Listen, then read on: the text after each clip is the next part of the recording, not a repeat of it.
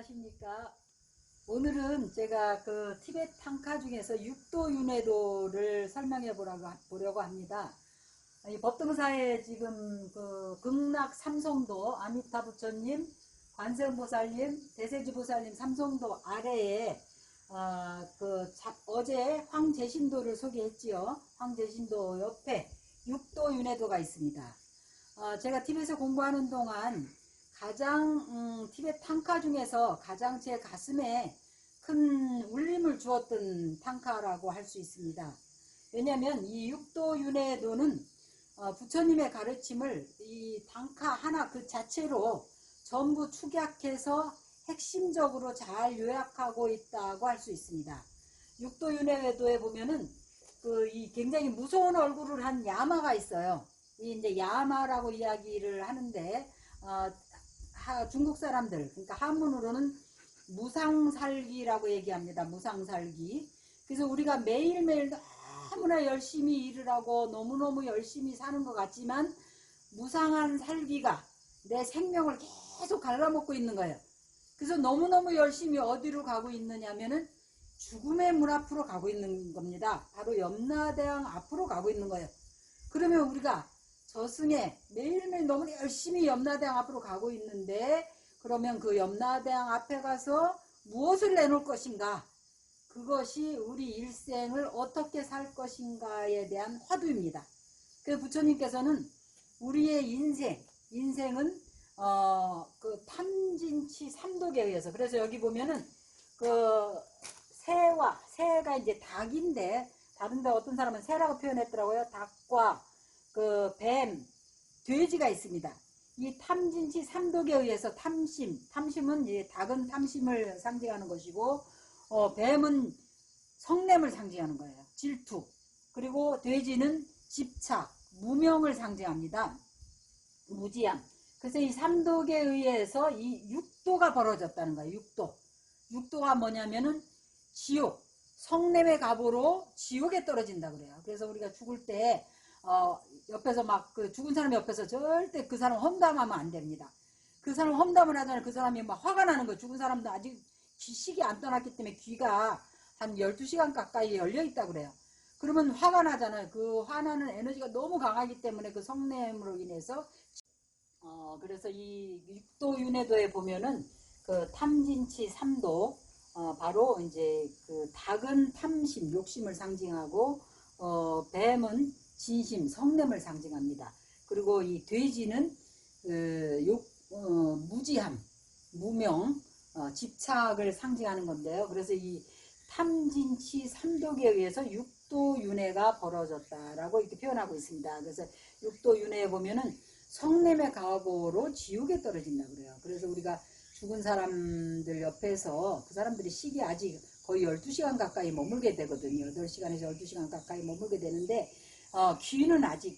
귀가 아직 들린다는 거예요. 그런데 옆에서 막 험담을 한다든지, 그 사람 너 그럼 잘 죽었다라든지 이런 얘기를 하게 되면 굉장히 화가 난답니다. 그 화나는 에너지가 감당이 안 돼가지고, 그래서 지옥으로 떨어지는 수가 많기 때문에, 돌아가신 분들 옆에 있을 때는 그 사람들을 좋은 이야기만 하고 칭찬을 해야지, 그런 험담을 해서는 안 된다는 이야기가 있습니다. 그래서 성냄의 갑으로 그 지옥에 떨어지게 되고, 그 다음에 그 인색한 갑으로 아귀보를 받게 된다 그래요. 아귀보는 그 목은 바늘구멍만한데 배는 산만해가지고 그 음식이 들어가면 불이 난다 그럽니다. 그래서 인색한 갑으로 아귀보를 받게 되고, 또 어리석고 집착이 많은 그런 갑으로 축생계, 그래서 무조건 고집만 부리고 욕심만 부리는 사람들은 조심하셔야 됩니다. 그래서 그 축생의 과보를 받을 수가 있습니다.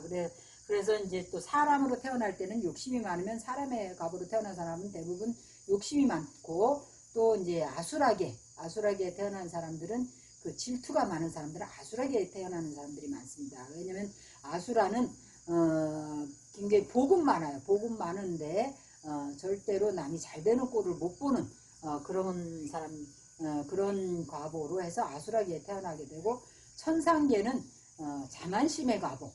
그래서 탐진치, 만의, 그러니까 이제 오독법인데 그 중에 만심, 자만심의 과보로 천상계에 태어난다고 합니다. 그래서 천상계는 물론 복을 많이 지은 사람들이 태어나서 복을 받기는 하지만 결국은 복진 타락을 한다고 해요. 그래서 복진 타락을 할 때 천상계 사람들은 진통력이 있기 때문에 내가 다음 생에 어디가 태어날 줄을 안다는 거예요. 그래서 알아서 너무 공부스럽다는 거예요.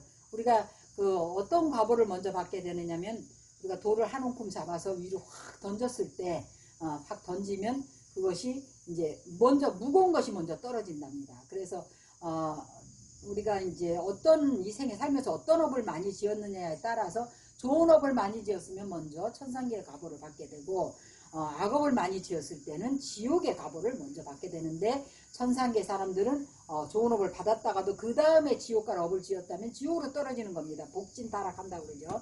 그래서 다음에 떨어질 지옥이 신통력으로 다 보이니까 너무너무 무서워서 혼절을 한다고 그래요. 우리는 뭐 잘 모르니까 뭐 지옥에 가면 가지 뭐 이렇게 생각을 하는데 천상계 사람들은 지옥 얘기만 들어도 기절을 한답니다. 그래서 이 부분이 이제 바로 육도윤회를 표현한 그림입니다. 여기는 보면 지옥에서 염라대왕의 그 심판을 받으면서 뭐 한빙지옥이라든지 발열지옥이라든지 발설지옥이라든지 이런 지옥의 모습들이 우리 지장경에 보면 잘 나와 있죠. 지옥의 모습들이 과보를 받게 되고 여기는 아기보를 받는 그런 모습 같은데 그리고 여기는 이제 축생계의 모습들이 보이고 있습니다. 그리고 여기는 이제 사람.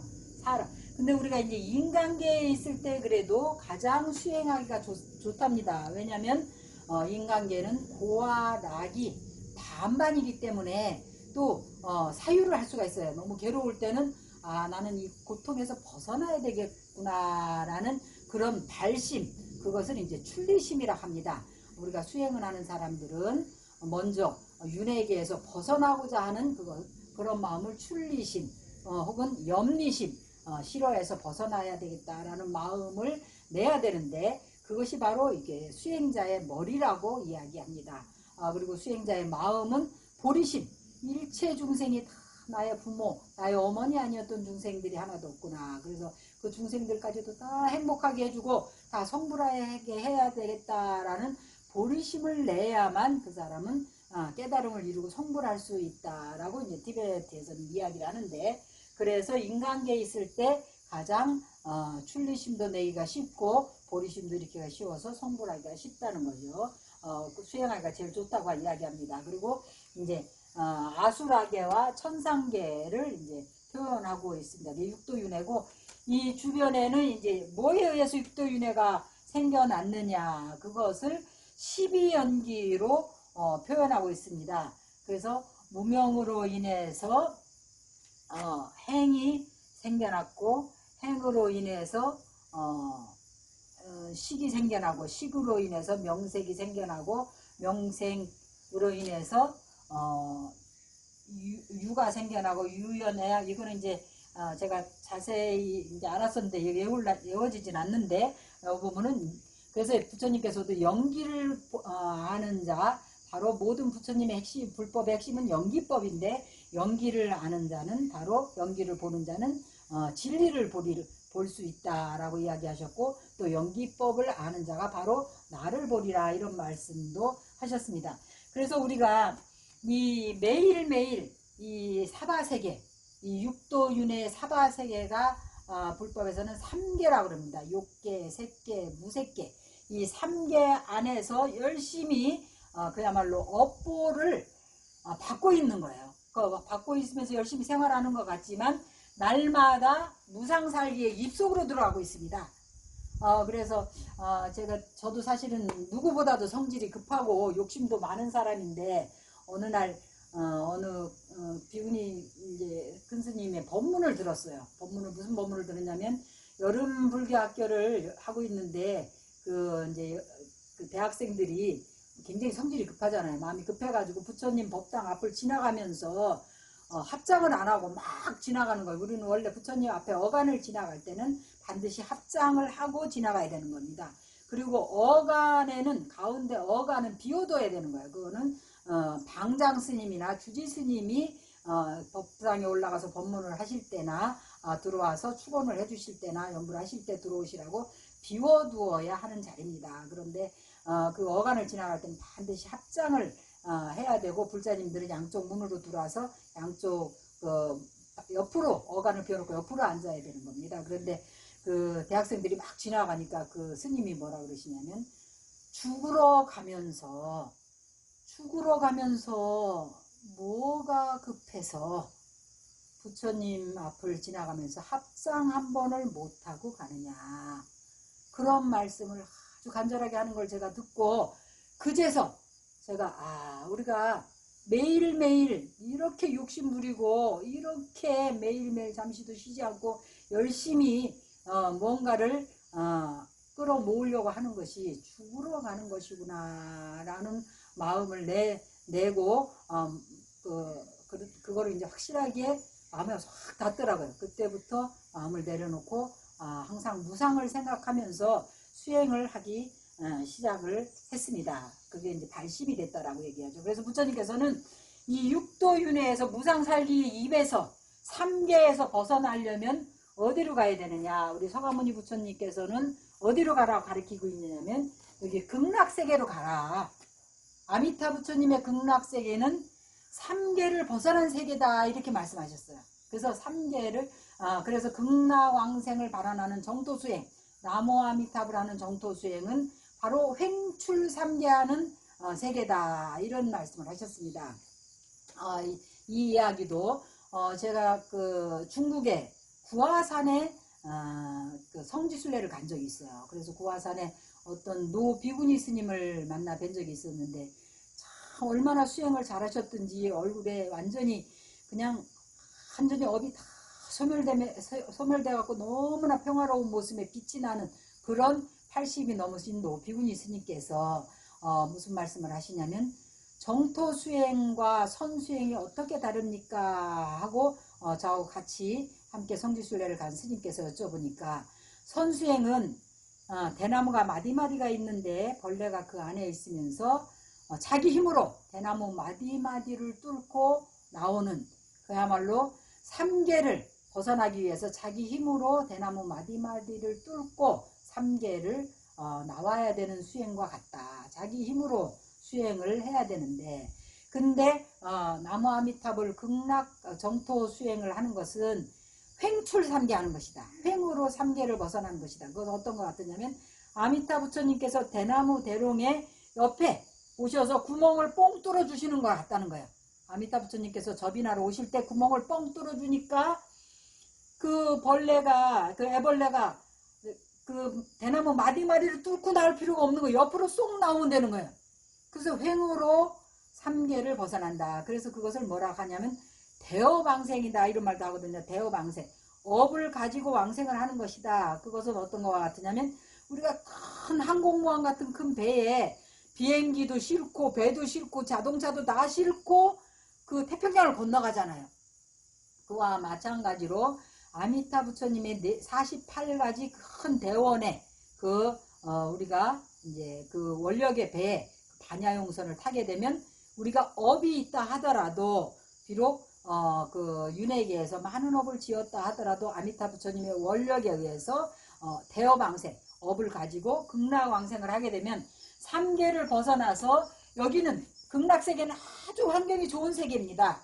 바로 우리가 아이들을 이제 좋은 대학을 보내기 위해서 학원가가 잘 밀집되어 있는 대치동으로 어머니들이 그 집을 이사를 하듯이, 우리가 극락정토로 가게 되면, 극락정토는 주변의 친구들이 전부 관세음 보살님, 대세지 보살님, 지장보살님, 그런 금강장 보살님, 25보살님이 다 극락세계에 계시다는 거예요. 그래서 다 우리하고 도반이 되는 것입니다.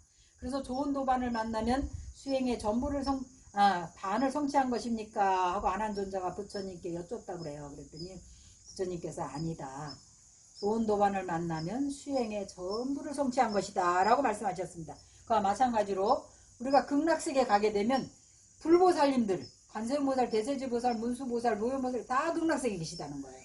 화엄공 도연행원품에도 보면은 극락세계 발언문이 나오죠. 원하임용 명종시, 내가 명을 마칠 때 진제일체제장에 모든 장애가 사라지고 명겸 피부라미타, 바로 눈앞에서 부처님을 친견해서 즉득왕생안락사하게 하소서 하고 보현보살이 보현행원품에서 극락왕생 발원문을 한 그런 대목이 나옵니다. 그와 마찬가지로 극락세계 가면 문수보살, 보현보살이 다 극락세계에 계시다는 거예요. 그래서 그런 보살님들이 25명의 보살님들이 바로 나의 좋은 도반이 되고 그 모든 그런 환경이 전부 염불염법 염승을 하게 된다는 거예요.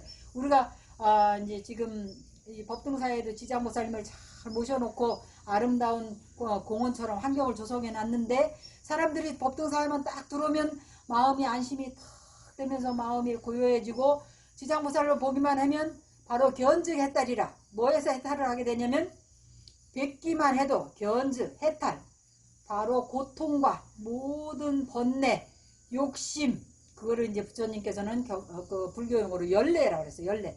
뜨거운 번뇌.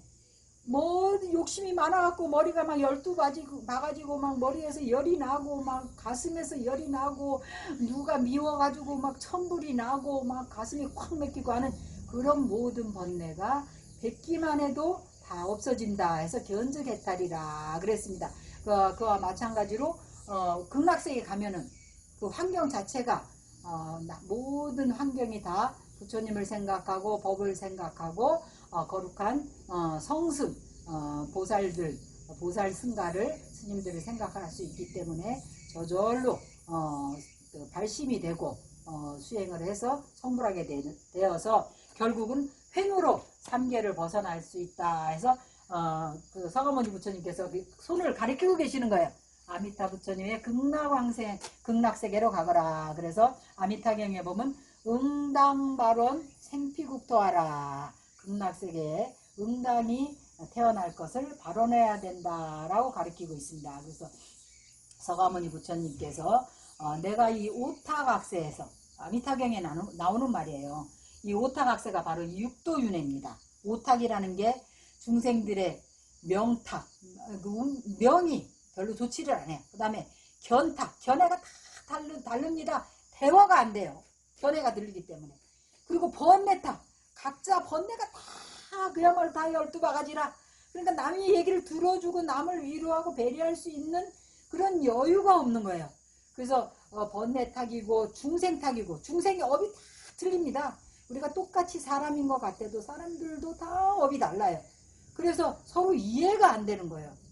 그래서 각 부처님께서는 중생의 업이 다 이해가 되기 때문에 그래서 부처님은 대긍정의 마인드를 갖고 계신 분입니다. 중생들이 다 이해가 돼. 근데 우리 중생들은 다 업이 달리기 때문에 이해가 안 되는 것입니다. 그리고 겁탕, 시대가 안 좋다는 거예요. 지금 시대가 안 좋잖아요.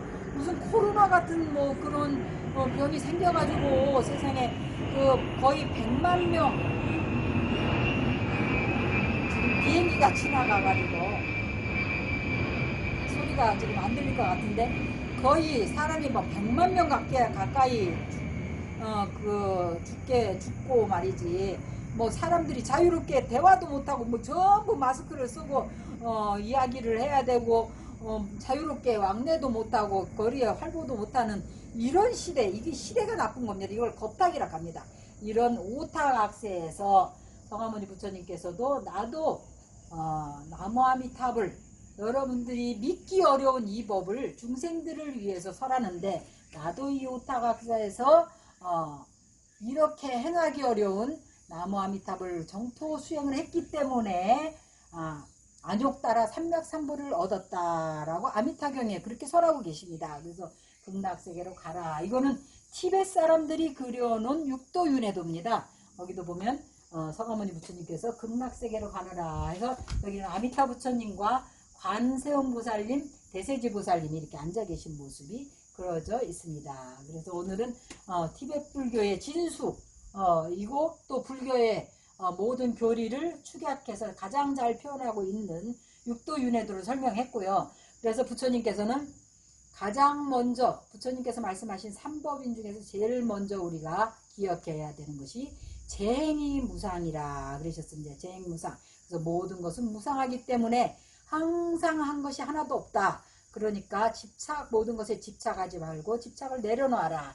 그래서 우리도 항상 언제든지 죽을 수 있다는 거, 무상살기가 우리를 삼킬 수 있다는 것을 기억하고 출리심을 내고 염심을 내서 육도윤회에서 벗어나고자 하는 마음을 일으켜라. 그래서 극락왕생 발언할 내 생에는 반드시 극락왕생에서 편안하고 어렵지 않게 수행해서 성불할 수 있는 그런 발언을 극락왕생 발언을 하라라고 알려주는 태화가 바로 육도윤회도인 것입니다. 다음에 또 뵙기로 하겠습니다. 감사합니다.